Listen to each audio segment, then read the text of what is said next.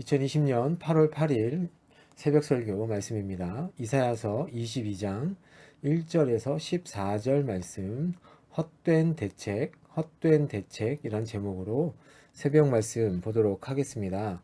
앞에서부터 쭉 열거되었던 열방을 향한 하나님의 그 심판 예언이 계속 선포되고 있는 가운데 오늘 말씀은 이스라엘을 향한 심판이 선포되고 있습니다. 이 심판 예언이 선포된 배경에 대해서 아수르와 관련된 말씀이다 혹은 바벨론에 관한 말씀이다를 두고 지금까지 많은 논쟁이 있습니다. 그러나 더 많은 학자들이 아수르 사네립이 예루살렘을 포위했을 때를 가리키는 것이 아닌가라는 생각을 하고 있습니다. 예를 들면 9절에서 11절에 나와 있는 이 묘사가 역대하 32장 3절에서 5절에 나오는 히스기야가 취한 조처를 말하는 것으로 보이기 때문에 그렇습니다. 그렇다고 이 예언의 말씀을 꼭 사내립 시대에만 국한하는 것도 난점이 있습니다. 그래서 오늘 본문의 설명을 아수르로부터 해방된 관점에서 이야기하겠지만 일반적인 의미인 대적의 침입에 대한 묘사와 대적이 왔을 때 예루살렘 성에서 발견되는 그 세속주의와 우상숭배에 대한 묘사로 해석하여서 오늘 말씀을 보도록 하겠습니다. 그럼 먼저 이스라엘을 향한 선지자의 심판 예언이 왜 열방을 향한 심판 예언 중간에 이렇게 끼어갔을까요? 앞에서 바벨론, 두마, 아라비아 그리고 오늘 예루살렘을 파멸의 예언에 끼워 넣었다는 것이 어색해 보입니다. 왜냐하면 예루살렘은 하나님의 택한 백성들이 사는 곳이기 때문입니다. 하지만 다른 이방 민족과 같이 예루살렘도 육체를 바라보았기 때문에 인간적인 모습이 보였기 때문에 하나님께서 예루살렘을 심판하는 거라고 생각할 수 있습니다. 예루살렘은 이방 땅들과 달리 하나님의 선지자들이 그 안에 거주했음에도 불구하고 살아계신 하나님께 신뢰를 두지 않고 궁극적으로 제국이라는 최상의 표현을 얻게 되는, 그러니까 인간의 거대한 권력을 신뢰하였기 때문에 이러한 심판을 받게 된 것이죠. 예루살렘은 사실상 세상 권력과 같이 되었고 그래서 그 역시 멸망 예언 목록에 포함된 것입니다. 예루살렘이 육신의 일에 빠져 있다는 그 실예를 오늘 말씀이 아닌 내일 본문에 샘나를 예로 들어서 설명을 하고 있습니다. 이스라엘 백성들이 어떻게 육신의 모습 가운데 빠져 있는지 1절부터 한번 보겠습니다. 사내립에 의해서 포위되었던 성읍이 이제 구원을 받자 백성들이 일제히 지붕 위로 올라와서 예루살렘의 해방과 생존을 기뻐합니다. 그렇게 기뻐하는 모습을 보고 이사야 선지자는 탄식을 합니다. 1절을 보시면 내가 지붕에 올라감은 어찌민고 라고 되어 있죠. 예루살렘의 대적은 지도자들의 지휘력과 용감함 때문에 물러간 것이 아닙니다. 이 지도자들은 자신들의 살 궁리만 했었습니다.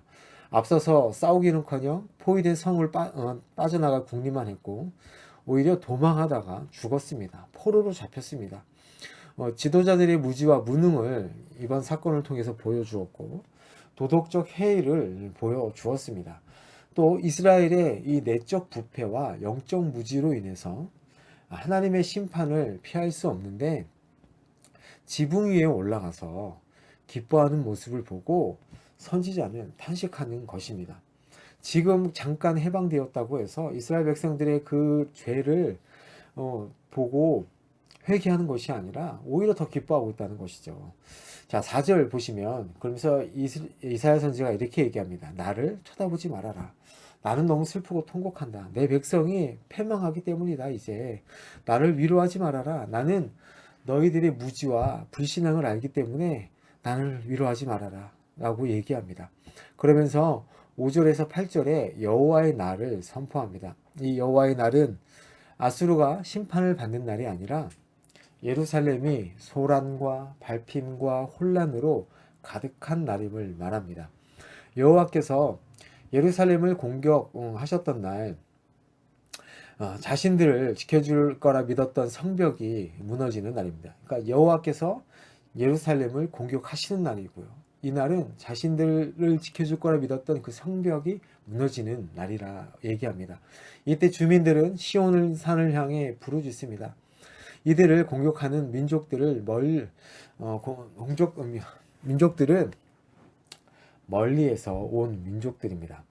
활과 방패로 무장한 보병과 기병 그리고 병거까지 예루살렘을 에워쌌습니다. 이때 여호와께서도 유다에게 덮여졌던 것을 벗기셨습니다. 무엇을 벗기셔서 보이게 하셨냐면 쌓아놓았던 병기의 덮개를 벗기셔서 이스라엘 백성들이 유다 백성들이 그 병기를 보게 하신 것이죠. 그러면서 8절 후반절에서 11절은 이 유다 백성들이 군사적으로 대비하는 모습을 그립니다. 이러한 대적의 침입에 이스라엘은 군사적으로 대비하죠. 성벽을 점검하고 방어선을 보강합니다. 적의 계속된 공격을 큰 피해를 본 예루살렘은 끝까지 저항하기 위해 파손된 방어 시설을 긴급하게 보완하거나 보충을 합니다. 원정에 나선 아수르 군대는 유다의 모든 요새를 정복하고 예루살렘을 완전히 고립시키는 데 성공한 시점이었던 것입니다. 유다 백성들은 8절에 보면 숲을 곳간의 병기를 바라보았다라고 얘기합니다. 이 궁은 이 곳간의 병기, 이 궁은 레바논 나무궁이라고 불리는 것으로 길이가 100규빗, 넓이가 50규빗, 높이가 30규빗 되는 건물로 솔로몬이 이곳에 큰 방패 20개와 작은 방패 300개를 두었던 곳이죠. 그리고 또 다윗의 무너진 곳을 다시 보수하고 아랫못에 물도 모아두고 가옥을 헐어서 성벽을 견고하게 하였습니다. 그것도 성벽과 성벽 사이에는 물 웅덩이를 만들었습니다. 그런데 이 예언자가 보기에 이들의 이런 수고와 대비는 아무런 소용이 없는 것이었습니다. 이들은 예루살렘 위기의 본질을 알지 못했기 때문입니다. 이 일이 유다가 망하는 일이 여호와의 계획임을 그들은 알지 못했던 것입니다. 오늘 본문에서 주의 깊게 볼 단어가 있는데요. 8절에서 보시면 바라보았고와 9절에 보면 무엇을 보며 라는 단어가 나옵니다. 이 단어가 똑같이 11절에서도 나오는데 악망하지 아니하였고 공경하지 아니하였다라는 단어로 똑같은 단어로 옮겨졌습니다.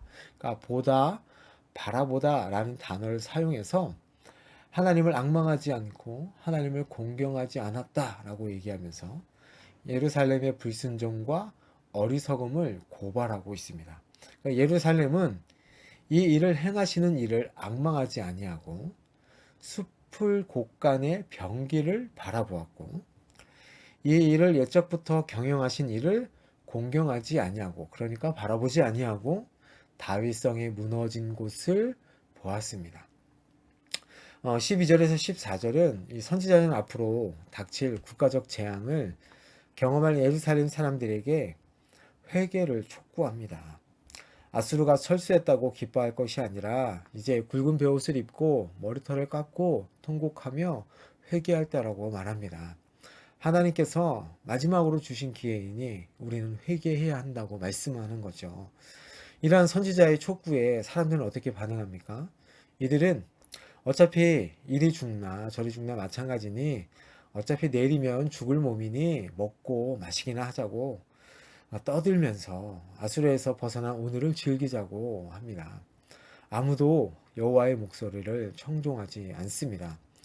마지막까지 돌아오기를 거절하는 예루살렘의 이 완악함에 하나님은 이 완악함에 대해서 하나님께서는 아주 단호하게 마지막 판결을 14절에 내리십니다. 이 죄악은 너희가 죽기까지 용서하지 못하리라 라고 말씀합니다. 여호와를 악망하지도 않고 공경하지도 않은 예루살렘을 아수르에서 건져내셨습니다. 이들이 잘해서가 아니라 자격이 있어서가 아니라 다시 한번 회개의 기회를 주려고 건지셨습니다. 하지만 그들은 통곡하고 애곡해야 할 이때에 오히려 기뻐하고 즐거워하며 잔치를 벌였습니다. 하나님께서 하신 일을 높이지 않고 자신들이 해낸 일인 듯 자축하였습니다. 전도서 말씀에 분명히 말씀하죠. 전도서 3장 1절에 범사에 기한이 있고 천하만사가 다 때가 있나니 라고 말씀합니다. 예루살렘 주민들에게는 지금 기뻐해야 할 상황처럼 보이지만 오히려 회개해야 할 때인 것입니다. 오늘 말씀을 정리하겠습니다. 유다 백성은 세상 백성들과 달라야 했습니다. 이방 나라들과 달라야 했습니다. 하나님께서 거룩한 백성으로 부르셨기 때문입니다. 하나님께 부름받은 이 백성은 하나님을 떠난 이 백성도 이방 나라처럼 살면 안 되었습니다. 그 말은 하나님을 떠나면 똑같이 이 백성도 이방 나라처럼 하나님께서 간주하실 것이라는 말씀입니다. 중무장한 군대가 예루살렘을 포위하자 유다는 자구책을 강구하죠. 자신들을 구원해 줄 것 같은 무기고와 성벽을 바라보지만 정작 그들의 앞날을 책임지실 하나님을 바라보지 않습니다. 하나님 없는 대책만 세운 것입니다. 또 잠깐의 회복에 만족하며 먹고 마시는데 열중하고 이사야 선지자의 회개의 말씀을 듣지 않습니다. 오늘 이스라엘의 모습이 우리의 모습은 아닌지 한번 돌아보길 원합니다. 우리는 눈앞에 있는 잠깐의 회복에 기뻐하지 않고 하나님의 말씀에 귀 기울여 살기를 원합니다.